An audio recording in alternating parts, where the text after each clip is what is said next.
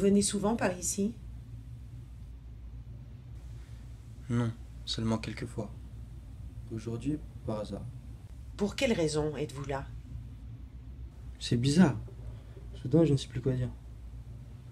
Ça m'arrive souvent. Je sais ce que je veux dire. Je réfléchis avant de le prononcer. Au dernier moment, je ne sais plus le dire. Pourquoi faut-il toujours parler?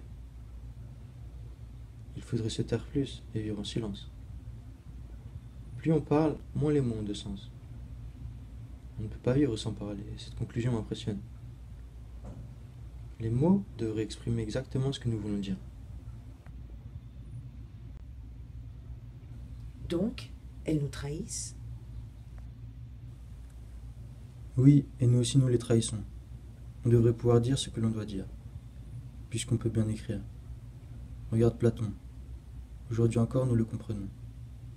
Or, il a écrit en grec il y a 2500 ans. Il faut réfléchir, et pour réfléchir, il est nécessaire de parler. Oui, mais c'est dur. On apprend à bien parler quand on renonce à vivre pendant un certain temps. Pour continuer à parler, il faut passer par la mort de vivre sans parler. Je ne sais pas si je le vis correctement. Donc, penser et parler, c'est la même chose?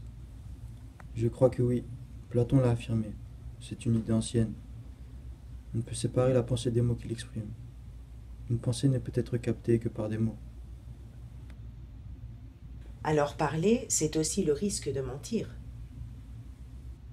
Oui, les erreurs et les mensonges sont similaires. Le mensonge subtil n'est que très peu différent d'une erreur.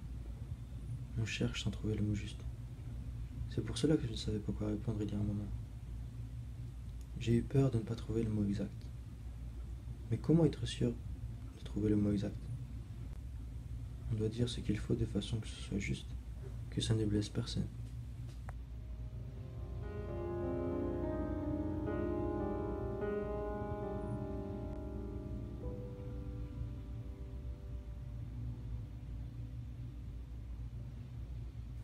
Et que pensez-vous de l'amour?